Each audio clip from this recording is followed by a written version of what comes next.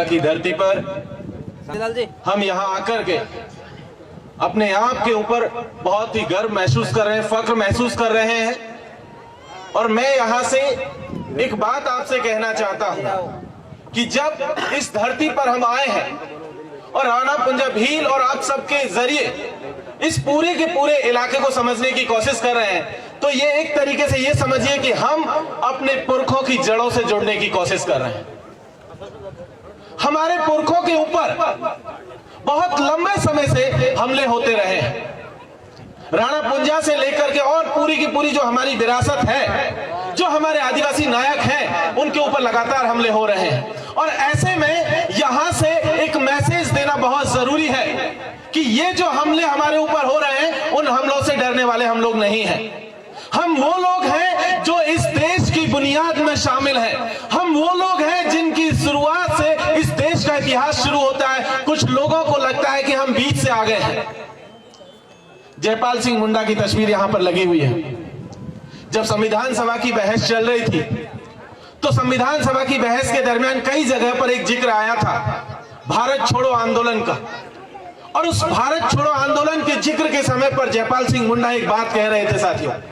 उन्होंने कहा था कि ये भारत छोड़ो आंदोलन जो अंग्रेजों के खिलाफ इस देश ने छेड़ा हुआ है, ये बिल्कुल सही है, लेकिन इसके साथ साथ इसके बाद में और जो लोग बाहर से आए, चाहे वो मुगल हो, चाहे कोई और हो, आर्यंस हो, तमाम लोगों को भी भारत से छोड़ना होगा। और ये देश तभी जाकर के सच्चे मायनों में आदिवासी मुल्क होगा और आदिवासियों का देश होगा। साथियों, ये बात यहां से समझनी पड़ेगी।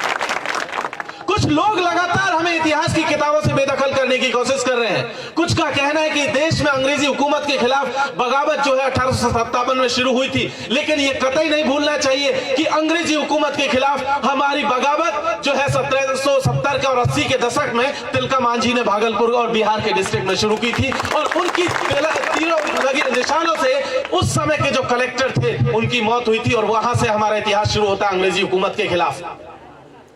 ये बिल्कुल नहीं भूलना चाहिए कि किस तरीके से टंटा मामा ने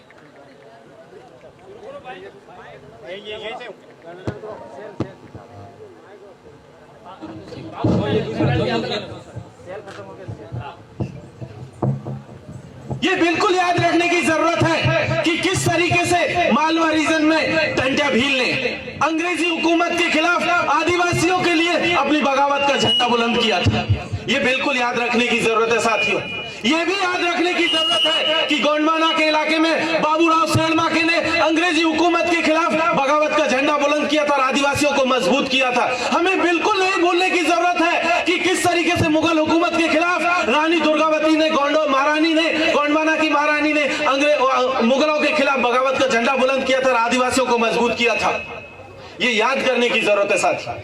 कल शाम हम बैठे हुए थे डूंगरपुर में कांति भाई रौत के साथ में, कालीबाई भील कलशुआ की मूर्ति के नीचे। पहली दफा हमने वहां देखा कि किस तरीके से हमारे नायकों को किताबों से बेदखल कर दिया गया, लेकिन हमारे यहाँ के आदिवासी परिवार और आदिवासी समाज के तमाम साथियों ने मिलकर के कालीबाई भील कलशुआ की यहाँ पर मूर्ति स्थापित की। और यह हमारे लिए बहुत फख्र की बात है साथियों।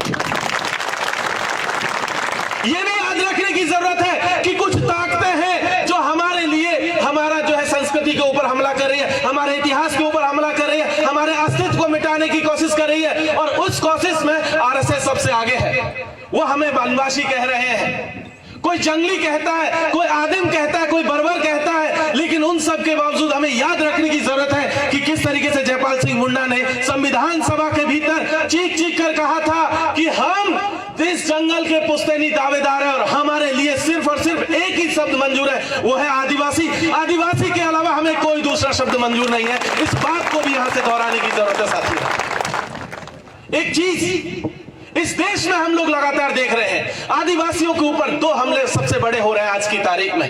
पहला है उनके अस्तित्व के ऊपर हमला। अस्तित्व हमारा किस चीज से? जिस जमीन पर हम बैठे हैं, इस जमीन से हमारा अस्तित्व है। अंग्रेजी हुकूमत के दौर से लगातार हमारे ऊपर हमले हो रहे हैं, हमारी जमीनों को छीना गया और वो हमले आज तक बदस्तूर जारी है। याद कीजिए, झारखंड के भीतर पिछले 70 सालों से झारखंड के आदिवासियों ने नेतरहाट में मूवमेंट चलाया हुआ था। वो नेतरहाट का मूवमेंट पिछले महीने जाकर के खत्म हुआ। 70 साल अपनी जमीन बचाने के लिए।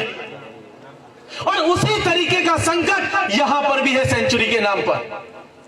यह याद करने की जरूरत है कि इसी तरीके का एक आंदोलन छत्तीसगढ़ के भीतर सिलगेर के आदिवासियों ने चलाया हुआ है कि किस तरीके से वहां पर आदिवासियों की जमीनों को लगातार छीना जा रहा है। कहा जा रहा है कि यहां पर पुलिस कैंप बनाया जाएगा, लेकिन हम जानते हैं कि यह पुलिस कैंप के नाम पर दरअसल हमारी जमीनों को, हमारे जंगल को, हमारे पहाड़ को, हमारी नदी को ये लोग सुखा करके, जमीन दोज करके यहां पर प्राइवेट कंपनियां लगाना चाहते हैं, उनके लिए मुनाफा देना चाहते हैं ताकि उनका मुनाफा बढ़ता रहे और हमें इस जमीन से खत्म कर दिया जाए। और इस साजिश को भी समझने की जरूरत है। ये बिल्कुल याद रखिए साथियों कि ये पहली बार नहीं हो रहा जब आदिवासियों की जमीनों को छीना गया। याद कीजिए, अमेरिका के भीतर, ऑस्ट्रेलिया के भीतर वहां के आदिवासियों को खत्म कर दिया गया। आज की तारीख में आप देखेंगे तो वहां आदिवासी खत्म है। जब वहां पर आप देखें अफ्रीका के भीतर एक बार कहानी आती है चिनिया अचेवे की। वहां पर हुआ यह था कि जब वहां पर ईसाई गए थे तो ईसाई जब शुरुआत में गए थे तो उनके हाथ में केवल एक बाइबल थी और आदिवासियों के पास उनकी अपनी जमीनें थी।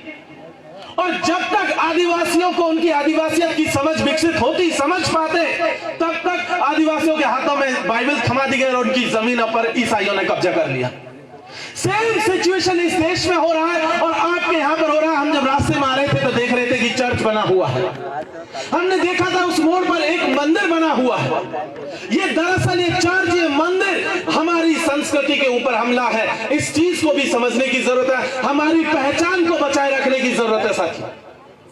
अगर हमने इस पहचान को नहीं बचाया तो हमारे पास कुछ नहीं बचेगा। अगर हमारी जमीन छीन ली गई तो हमारी संस्कृति खत्म हो जाएगी और जिस दिन संस्कृति खत्म हो गई ये मान लीजिएगा कि हम साबित नहीं कर पाएंगे कि हम आदिवासी हैं कि नहीं है।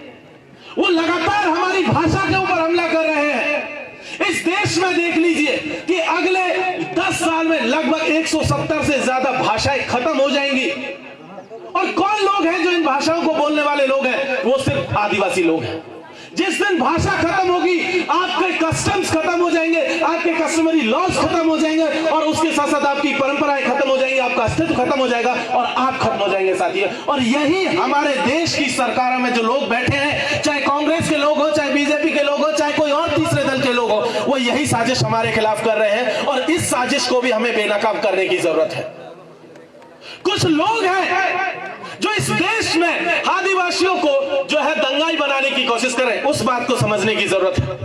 वो लोग कहते हैं कि बेटा हिंदू धर्म खतरे में है, कोई कहता है इस्लाम खतरे में है, कोई कहता है कि जो है ईसाई खतरे में है, कोई कहता है बुद्धिस्ट खतरे में है। लेकिन एक चीज जान लीजिए साथियों, इनमें से कोई खतरे में नहीं है। सिर्फ और सिर्फ कोई खतरे में है तो आदिवासी खतरे में है। हमें आदिवासियों को बचाने की जरूरत है। वो हमारे बच्चों को दंगाई बनाना चाहते हैं, वो उनके हाथों में त्रिशूल देना चाहते हैं, लेकिन हमें एक चीज जान लेने की जरूरत है कि हम अपने बच्चों को दंगाई नहीं होने देंगे। उनके बेटे तो बीसीसीआई के चेयरमैन बनेंगे, किसी का बेटा मंत्री बनेगा, किसी का बेटा मुख्यमंत्री बनेगा, किसी का बेटा विदेश में जाकर के पढ़ाएगा, किसी का बड़ी कंपनी का मालिक होगा और वो हमारे बच्चों को दंगाई बनाने की कोशिश कर रहे हैं। हमें इस साजिश को भी बेनकाब करने की जरूरत है। हम अपने बच्चों को दंगाई होने से रोकने की जरूरत है। हम अपने बच्चों को आदिवासी समाज, उसकी संस्कृति और उसका इतिहास बताने की जरूरत है।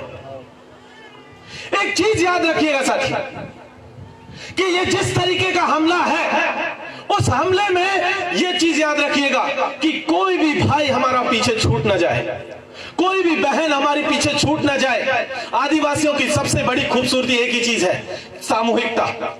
वो सबको साथ में लेकर के आगे बढ़ने की परंपरा को लेकर के आगे बढ़ते रहे हैं। जिस दिन हमने एक का हाथ छोड़ दिया, दूसरे का हाथ छोड़ दिया, समझ लीजिएगा उसी दिन हम अकेले पड़ जाएंगे।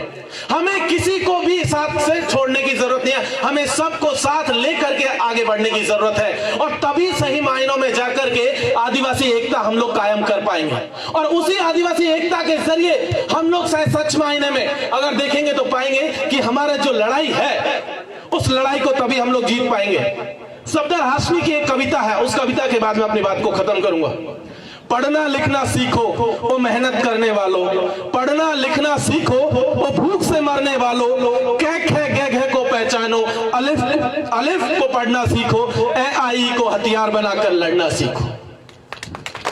पढ़ो कि हर मेहनतकश को उसका हक दिलवाना है। पढ़ो अगर इस देश को अपने ढंग से चलवाना है। पढ़ना लिखना सीखो, वो मेहनत करने वालों, पढ़ना लिखना सीखो, वो भूख से मरने वालों।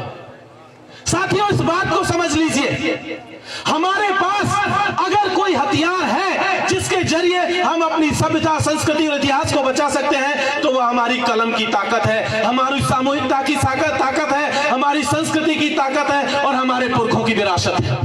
और इसी के जरिए हम अपने समाज को बचा सकते हैं और आगे ले जा सकते हैं। बहुत बहुत शुक्रिया। इंकलाब जिंदाबाद, भील प्रदेश जिंदाबाद, आदिवासी एकता जिंदाबाद।